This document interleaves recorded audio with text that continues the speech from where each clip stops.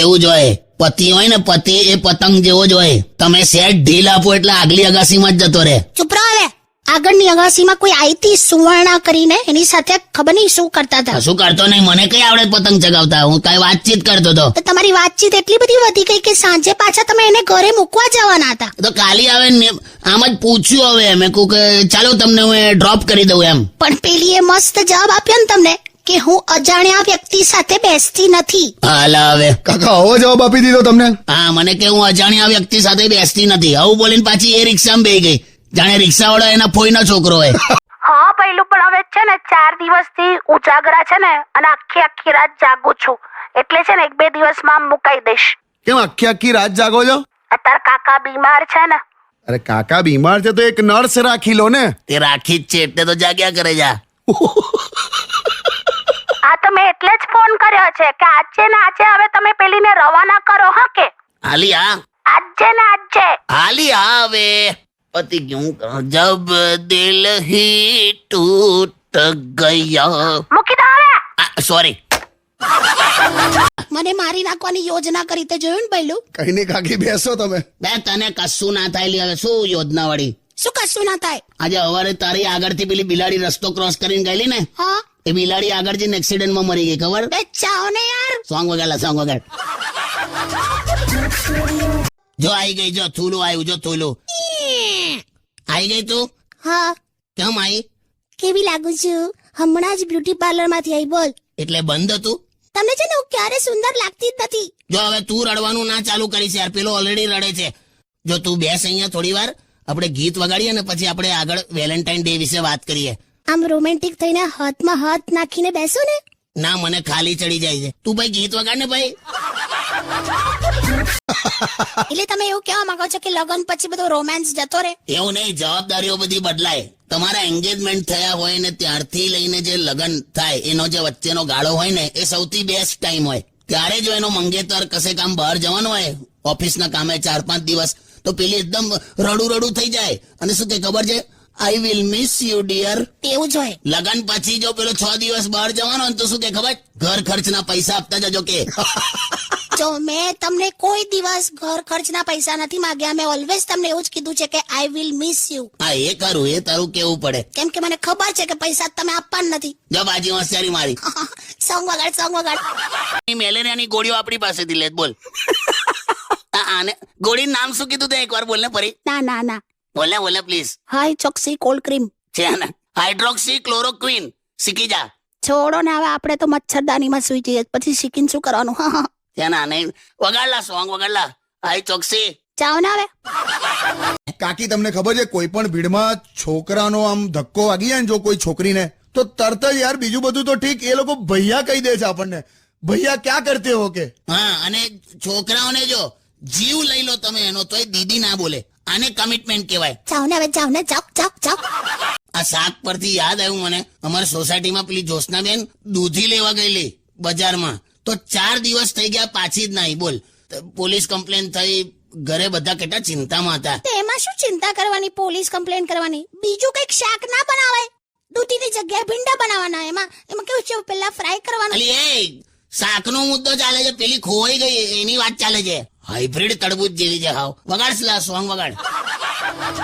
આઈ ગયો પેલી ઓલી જ્યોત્સનાનો ફોન. એમ ને નહીં, નાલે આ જુઠ્ઠું બોલે છે લી. આ જો ખોટું બોલતો હોય તો એ જ્યોત્સના નામ એને કેવી રીતે ખબર પડી? દર વખતે એને જોઈને તમે આમ ઘેલમાં આવી જાઓ છો.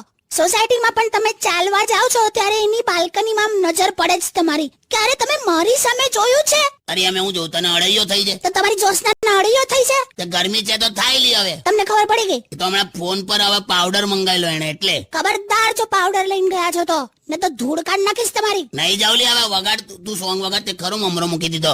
મજા આવી ગઈ.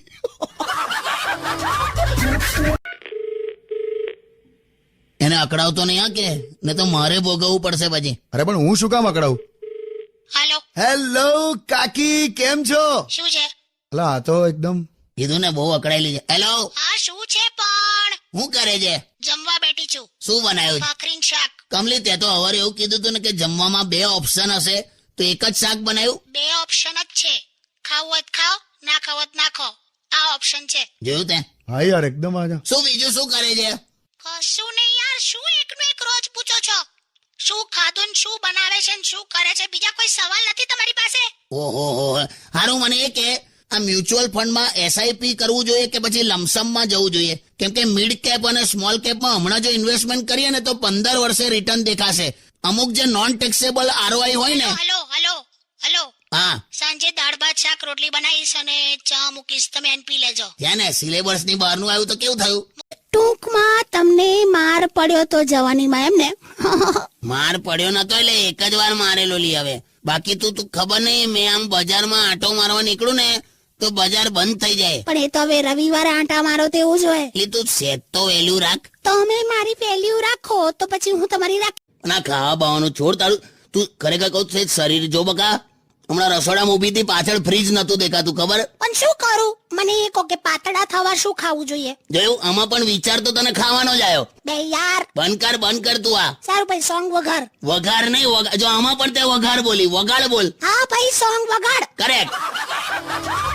જો આમાં કેવું છે, જ્યારે પણ પત્ની પર ગુસ્સો આવે ને તો થોડીક વાર શાંત રહીને એવું વિચારવાનું કે આના પહેલા જ્યારે તમને ગુસ્સો આવ્યો તો કે તમે કરેલો, ત્યારે તમે એનું કશું પણ બગાડી શક્યા હતા નહીં ને, તો શું કામ ગુસ્સે થવાનું લા? Stay tuned with કિશોર કાકા only on Radio City 91.1. તમે આ વેકેશનમાં કશે ફરવા ના ગયા? જો છે ને તે ધીમે રહીને પેટ્રોલ પંપ પર માછી સળગાઈ. અલા પૂછ્યું યાર ખાલી. ના ના, બરાબર જ પૂછ્યું છે ભઈલું. ચાલુ આ કસે લઈ જાય તો ને આખું ગામ બધા ફર કરે છે, ખાલી હું જ કરે છું. લા યાર, હવે હું ભાઈ આ જેટલા સાંભળો તમે લોકો, આ જેટલા પણ જાઓ છો ને બહાર આ વેકેશનમાં, એ બધાને મારી એવી રિક્વેસ્ટ છે કે તમે ફરવા જાઓ એની ના નહીં, પણ ફોટા પાડીને ફેસબુક પર અપલોડ કરવાનું બંધ કરો યાર. અહીંયા બીજાના ઘરમાં બબાલ થાય છે યાર. પણ હવે વેકેશન જેવું તમે કઈ રાખ્યું જ નથી, ખબર છે? કોઈના ઘરે રોકાવા આવતા નથી. એવું ના રોકાવાય યાર. શું ના રોકાવાય? અમે તો 20 દિવસ રોકાતા હતા. જો એક વસ્તુ યાદ રાખ, તમે કોકના ઘરે રોકાવા ગયા હોવ હા, અને થોડા દિવસ પછી જયારે ટીંડોળા, ગિલોડા, કારેલા, દૂધી આવા બધા શાક પીરસવા માંડે ને, એટલે સમજી જવાનું કે આપણે બહુ વધારે રોકાઈ ગયા. સાચી વાત કે નહીં લા? સાચી વાત. પણ કશેક તો લઈ જાઓ યાર, મારું મન નથી. ગભરાઈશ નહીં. અને આપણી જે પેલી નર્સ છે ને, આહા, એ તો એટલું વ્યવસ્થિત ઇન્જેક્શન મૂકે છે ને કે આમ બિલકુલ દુખતું નહીં. હા વળી, બીજી સ્ત્રીઓ 100 ગોંચે તોય તમને દુખતું નથી, અને હું 2 શબ્દ બોલું તોય દુખે તમને. હવે અત્યારે એ મુદ્દો છે. પણ આ બધા કહે છે ને શરીર દુખે. અલા, પુરુષોમાં ગેસનો પ્રોબ્લેમ અને સ્ત્રીઓમાં કમરનો દુખાવો, આ તો રાષ્ટ્રીય બીમારી છે. તો શું યાર એમાં?